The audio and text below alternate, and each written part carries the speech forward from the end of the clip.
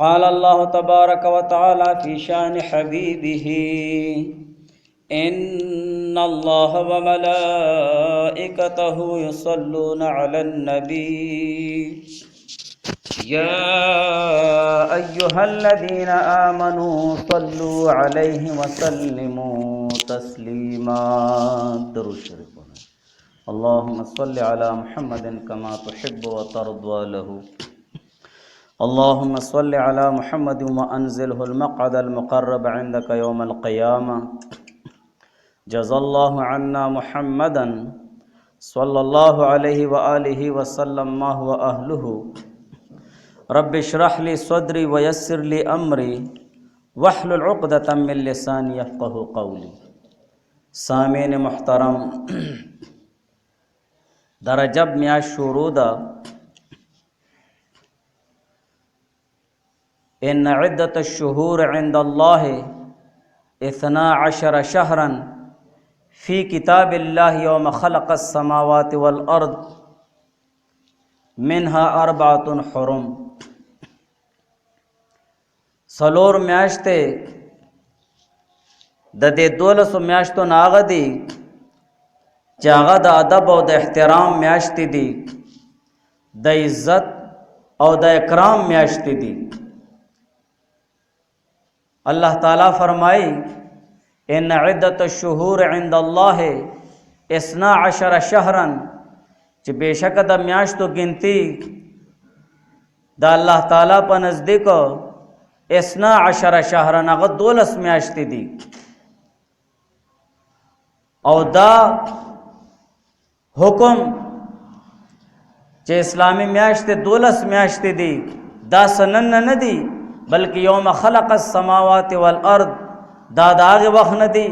کله نه چې الله تعالی زمکه او اسمانونه پیدا کړی دي. منها 4 حرم، او سلور میاشتې د دې 12 میاشتو نه هغه حرمت والا میاشتې دي. حرمت والا یعنی د ادب او احترام والا میاشتې دي، عزت والا میاشتې دي. چې درې میاشتې د دې میاشتو نه پرله پسې دي، او یو میاشت نو هغه د رجب ده، د ذی قعده، د ذی الحج او محرم الحرام او دغه شانت د رجب. دا میاشت د ادب میاشت دي، او د ادب مطلب او مقصد دا ده چې دا د عزت او د احترام میاشت ده. الله تعالی فرمای فلا تظلموا فیهن انفسکم، چې تاسو په ځانونو باندې ظلم او زیاته مکوئ په دې میاشتو کې. مطلب او مقصد دا دی چې د دې عزت او احترام والو میاشتو کې تاسو عبادت ډیر زیات کوئ، ډیر زیات کوئ. د دې میاشتو احترام او ادب دا دی چې مونږ په دې کې د الله تعالی عبادت ډیر زیات کوو. همدارنګه په دې میاشتو کې صدقه او خیرات کثرت سره ډیر زیات کوو. همدارنګه په دې ادب او احترام میاشتو کې د دې ادب او احترام دا دی چې مونږ په دې میاشت کې د الله تعالی د پاره روزي ساتو یو. او همدارنګه په دې میاشتو کې مونږ چې دی د ګناهونو نه خصوصیت سره ځان بچ کوو.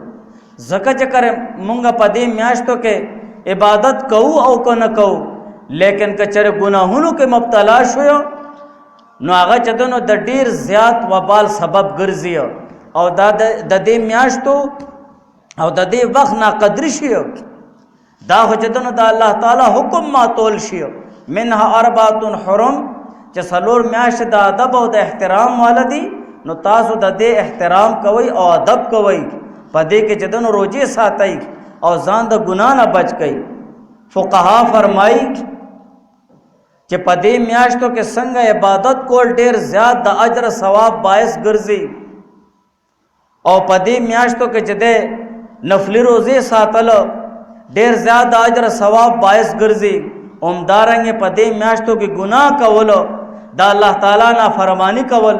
د حضور علیه السلام سنت پر خودل، دا هم ډیر زیات چدنو د وبال سبب ګرځي، ډیر زیات وبال سبب ګرځي. نو دا سلور میاشت د ادب دی، او د دې سلور میاشت نه یو میاشت رجب ده. کله چې به د رجب میاشت شروع شو نو حضور علیہ السلام به دعا فرمایله، اللهم بارک لنا فی رجب و شعبان و بلغنا رمضان چې یا الله مونږ له چې ده پر رجب او په شعبان میاشتو کې برکت را نصیب وګرځي او رمضان میاشت له مو ورسه د رمضان میاشت له مونږ ورسه و بلغنا رمضان. نو کله چې رجب میاشت به شروع شو نو حضور علیہ السلام به دا دعا فرمایله. د دعا مقصد او مطلب دا دی چې اول خبره دا ده چې دا دعا د پاره د رمضان یو استقبال شو او دا رجب میاشت هم چې دنو د رمضان د پاره یو استقبالیه میاشت شو چې اوسنه به د رمضان د پاره په ذهن کې به تیارې شروع کې چې د رمضان مبارکه میاشت را روانه ده او دا داسې بختوره میاشت چې په دې کې چې دی یو شپه داسې ده چې د زرو میاشتو نه بهتره ده دې کې چې دنو ډېر زیات فضایل دي. دا د مغفرت میاشت ده د عبادت میاشت ده. اوسنه به چې دنو د استقبال مطلب دا ده چې ذهن به ورته جوړی پل حال احوال پل کارونه به په ترتیب کې ورته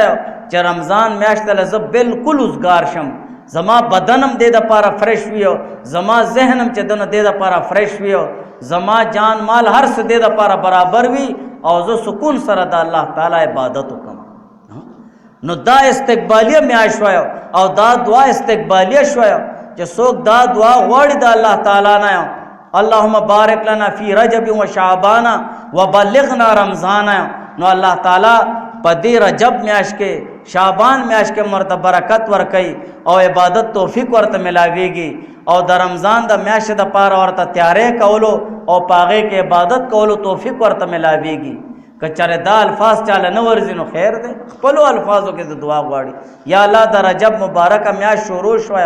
دا د ادب میاشت د احترام میاشت دې کې را د برکت راکې مخکې میاشت شعبان د یا الله هغې کې را ته خیر وګرځي او رمضان د پاره مونږ له چې دنو تیارې کولو او رمضان د پاره چې دنو مونږ له چې دنو حال احوال ارس برابرولو توفیق راکې او رمضان له مونږ چې دنو ورسې.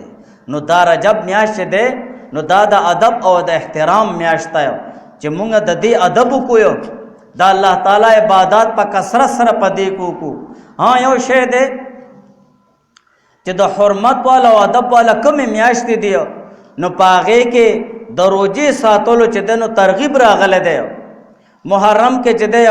یوم عاشورا د ورځې چې دی نو ترغیب راغلی دی. محرم د یوم عاشورا نه علاوه چې دی نو د روجو ساتلو ترغیب راغلی دی. همدارنګې ذوالحج کې چې دی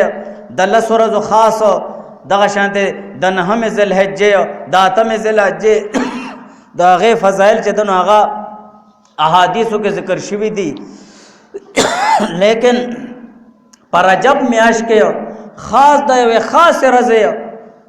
خاص ورځ باندې چې د روزې ساتلو هغه فضایل نشته دی بلکې دا ټوله میاشت د فضیلت ده ځکه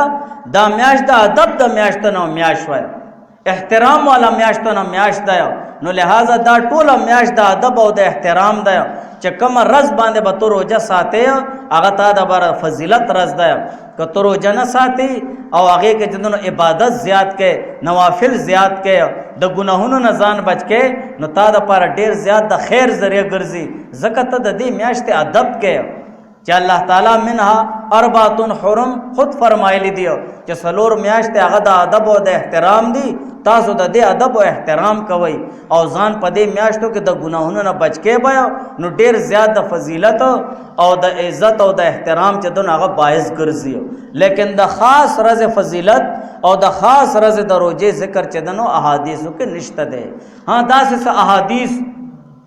سوشل میډیا باندې یا عوامو کې چې دونه گردش کوي د رجب میاشت شروع شي نو داسې وي فلانې ورځ باندې دا دعا وکړه دا شی دی بزرگان دین صدا سے دعاګانې غوښتي د هغې د تجربې نه هغه وتې وي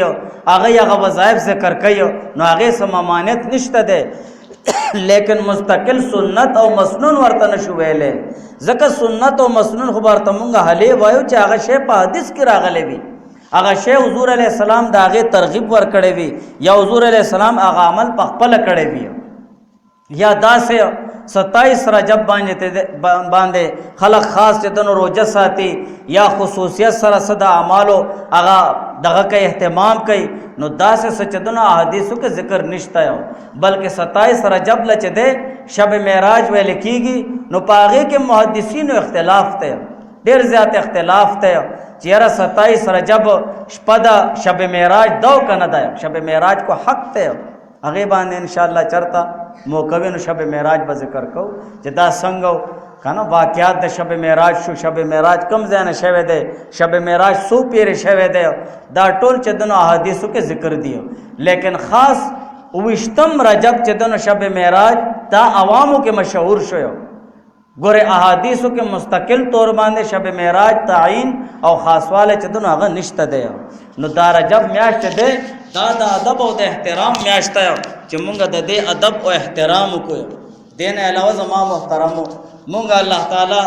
د دنیا تر لګلیو نو زمونږ مقصد او کوشش دا ده هغه د الله تعالی رضا ده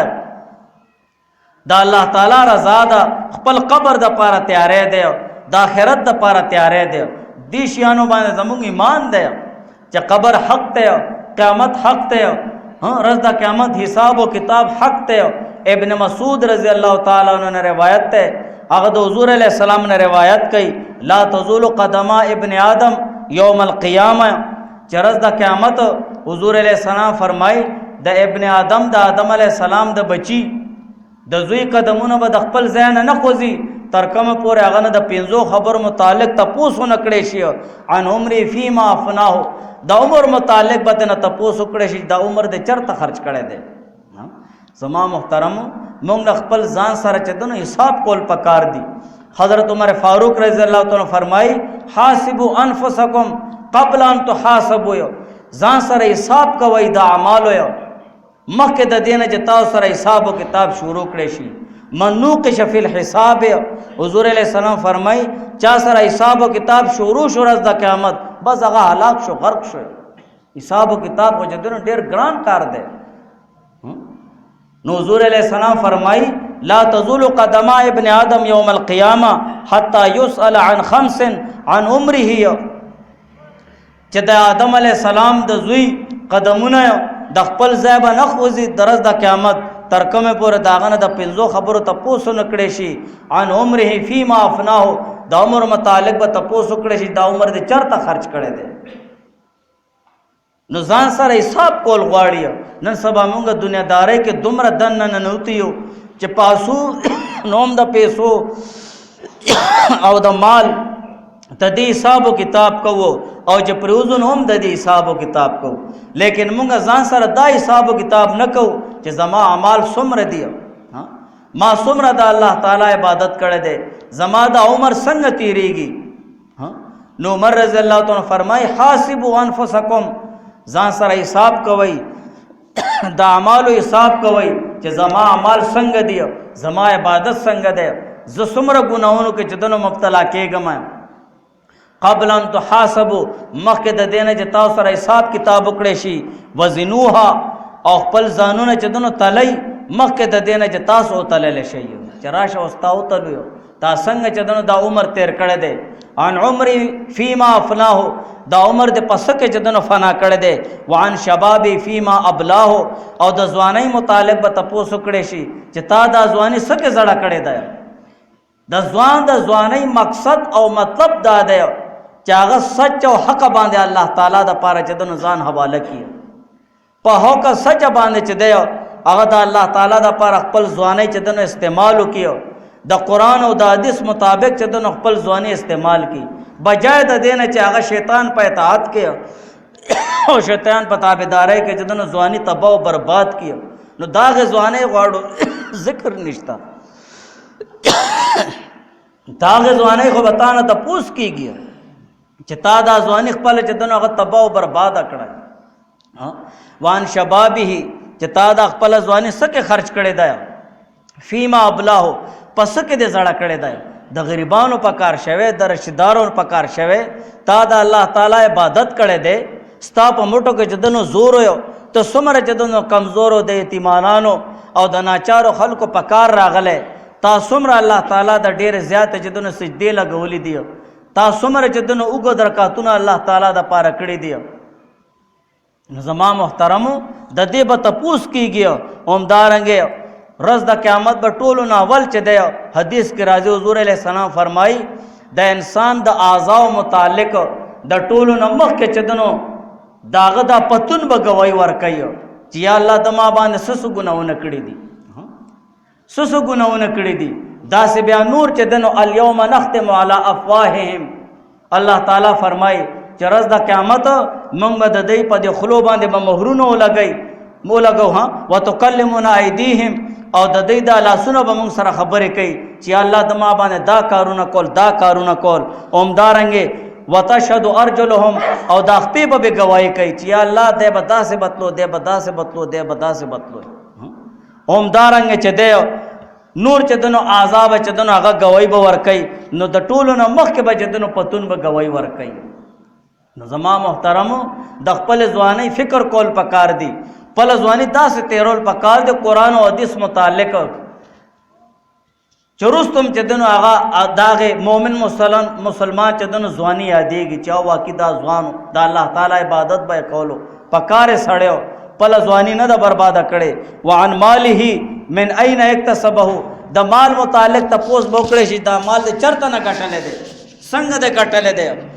مونږ څومره لاپرواهي کوو. حضرت سعد رضی الله تعالی عنہ حضور علیہ السلام ته فرمایي یا رسول الله مال دعا وکي چې زه مستجاب الدعوات شم، دا سلا سوچت کم چې الله نه سو غواړم چې الله مال راکړي، دته مستجاب الدعوات وای چې زما هر دعا قبليږي. حضور علیہ السلام ورته فرمایل بس د حرام نوړی نه ځان بچ کړه،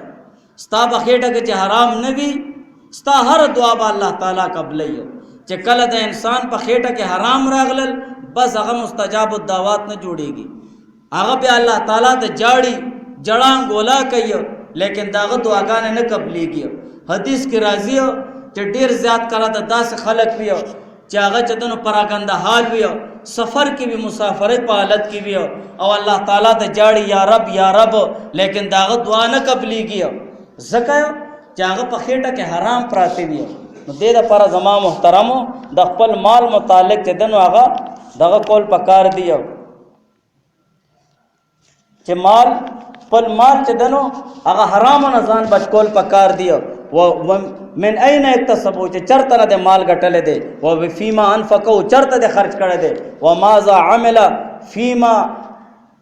علم چې کوم علم د اصل کړي دی تا په هغه باندې څومره عمل کړي دی. نو زما محترمو دا د رجب مبارک میاشت دی دې کې چې دنو مونږ لا ډیر زیات عبادت کول پکار دی، د دې ادب او احترام کول پکار دی. دا د الله تعالی حکم دی چې دا د ادب او د احترام میاشت دی. دیکھ که عبادت ډیر نشي کوله، ډیر نفلی روزه نشي ساتله، کم سے کم د دې بیا ادبی نه دی کول پکار چې مونږ په دې کې دنو ګناهونو کې مبتلا شو، د حرامو نه د ګناهونو نه ځان بچ کو چې مونږ د دې میاشت احترام کو. نو مخکې میاشتو کې هم الله تعالی مونږ د ګناهونو نه بچ کولو توفیق راکړي. کچره په دې کې لږ ډیر عبادت کو نو نور بم چې دنو الله تعالی مونږ له توفیق راکړي. الله تعالی د مونږ عمل کولو توفیق را نصیب وګرځي.